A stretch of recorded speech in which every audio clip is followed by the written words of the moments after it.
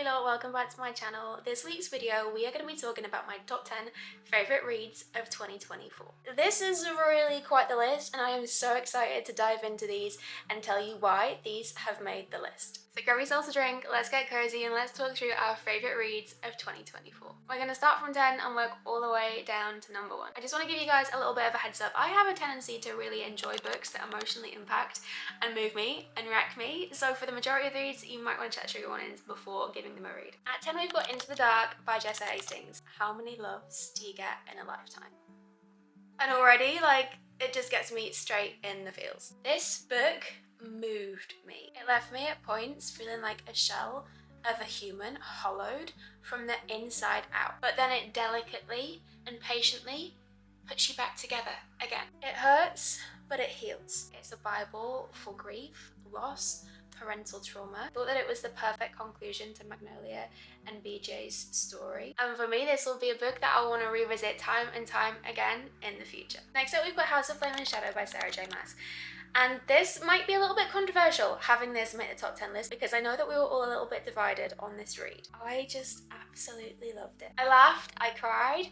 I was laughing while crying through the tears. We got so many answers to questions that we had been agonizing over. There were so many aha moments and moments where I was like, finally. Moments where the pieces of the puzzle finally connected and you were left, well, I was left anyway, just feeling like, wow, Sarah J. Maas truly knows how to write an exceptional plot. It's astounding how that woman creates her stories. And I personally think that because we had so much time in between book 2 and book 3, that the weight left our imaginations to run wild. We were able to conjure up some incredible theories, truly theories that I was championing so hard for. I think when some of these theories didn't come to light within these books, that we were like, oh, okay, I feel disappointed. And I can completely understand why you would feel disappointed with that. But then I also think that there were just so many beautiful moments within the pages of this book that I can completely understand and respect why people felt disappointed and why this fell a little flat for some. But for me, I love this. I loved every single interaction between these characters and I just absolutely loved with my whole entire heart and soul being back in this world. At 8, we have got Funny Story by Emily Henry. This made the list because of how seen and understood it made me feel. I connected deeply to the characters and their experiences in this world, and Emily has this beautiful way of writing these 3D fleshed out characters that make you feel. Emily Henry has got this beautiful way of writing these characters who all each have their individual flaws and imperfections, as we all do. It's human nature. Nobody is perfect. And that's what I love about her books, is how beautifully she does that. Her writing is beautiful and moving and connects to my soul on a deeper level. It's full of witty banter and these small moments made even more beautiful by her ability to convey emotion and feeling. 10, no notes. No notes. At 7 we've got Keeping 13 by Chloe Walsh, and all I'm gonna say is RIP to your heart and soul. This is a kind of read that's gonna have you laughing one minute and absolutely sobbing your heart out the next. It's filled to the brim with heartache, found family, angst, and friendship. It's powerful, it's moving, it's captivating, and will have you completely under its spell. But be warned, be ready to be wrecked. At 6 we have got A Diary of Blood by S.T. Gibson. The way this is written, as confessional letters from one of Dracula's brides to a deceased Dracula, is immersive and enthralling. Everything that was written within the pages of this book I felt on a profoundly deep level, and it's a story of power, manipulation, obsession, and then you combine that with passion and love, and ultimately it makes for a really emotive and heartbreaking read, but one that's also dark and seductive at the same time too. It's such a unique combination of elements that will ultimately leave a lasting impression upon its reader, and that's truly the experience that I had with this book.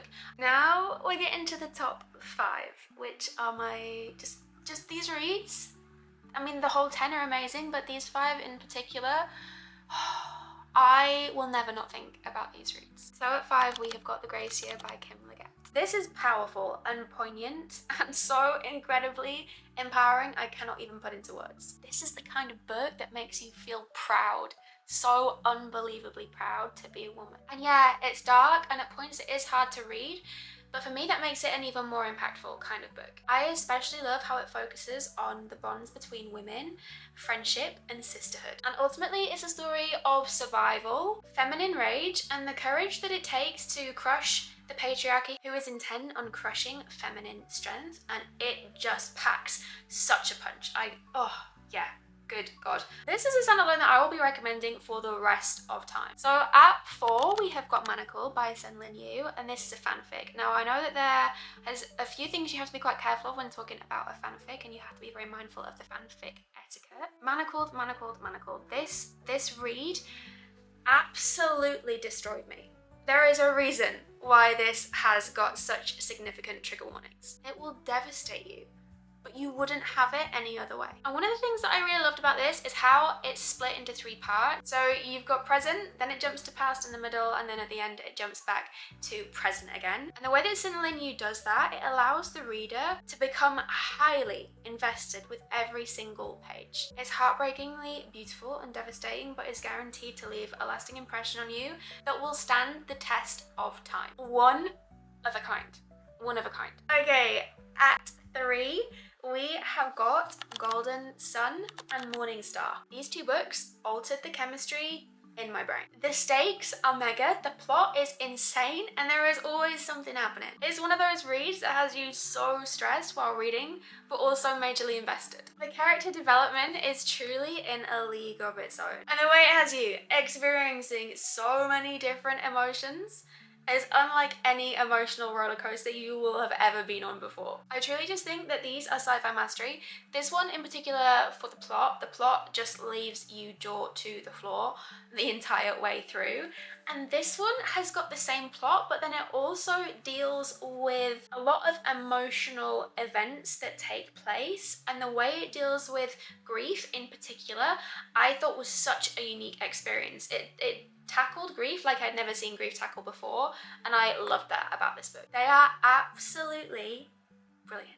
Act 2 is a series. I've had to include the whole series because every single book in this series was just as incredible as the last, and it's a series that has stayed with me since I've read it. It has left such an imprint on my soul I cannot even begin to put into words. The series is, of course, To Bleed a Crystal Bloom. The Crystal Bloom series. This is remarkable. Sarah's writing speaks to me, and I cannot express that enough. Her writing is lyrical, emotive, and moving. Like, this series is a series where every single book is a 5 stars. You read it, you read the first book, and you're like, okay, 5 stars immediately, has to be. You read the second one, and you're like, okay, Sarah, you're on a bit of a streak. Let's see what happens with the 3rd book. And then the 3rd book just wipes the floor. Truly, just infinity, God tier, Roman Empire, everything. This is a series that makes you feel big things, and boy oh boy does it hurt so good. All of the characters have these deep layers and complexity, which makes them relatable, but also makes your heart bleed for them as you follow them on their journeys through the pages of these books. And something that I love about Sarah is that she leaves this beautiful trail of breadcrumbs, and she has unfathomable trust in her readers to follow her blindly into the dark, and trust that we're gonna work it out is something so very special. And the tension that I experienced in these books is the best tension I've ever experienced in a series ever, and is an experience I will forever cherish. And finally, my favourite read of 2024, which nobody's going to be surprised about. Everybody knows what book it is that's going to be in pole position, and it's obviously When the Moon Hatched by Sarah A. Parker. This is the kind of book that forever changed the way I will view books moving forward, in the sense that it set my standards sky high. I didn't realise this level of craft was possible in a fantasy book. I didn't realise that this level of escapism and complete transportation you could experience until this. And every read since then, I have constantly been like, okay, but was it as good as When the Moon Hatched? Of course not. How could it be? You've got kingdoms on the brink of war, you've got dragons, you've got mythical creatures, you've got elemental powers, and you have got a romance that is achingly, devastatingly beautiful. And I cannot even tell you how much I need book 2. And I cannot wait to carry on within this world, within this series, and see where we go with these characters and what kind of journey we go on, because I just know that every single thing that Sarah writes is the most phenomenal kind of journey you can ever have as a fantasy reader. And I will just never be able to stop talking about this book, recommending this book, and wanting to relive the experience that I had as a first-time reader with this book. It is so unbelievably special and has my whole entire heart and soul. Those are my top 10 reads for 2024, and all of them were honestly a league of their own. So incredible and just so powerful. One thing I really learned in 2024 was that if a book moves me or makes me feel a certain kind of way, it's gonna stay with me in here, but mostly it's gonna stay with me in here. I would absolutely love to know what your favorite #1 read was of 2024. Let me know in the comments. But overall, I had a fantastic reading year. That's it for this week's video. Thank you so much for watching, and I'll see you guys same time next week for a new video. Hope you have a gorgeous one.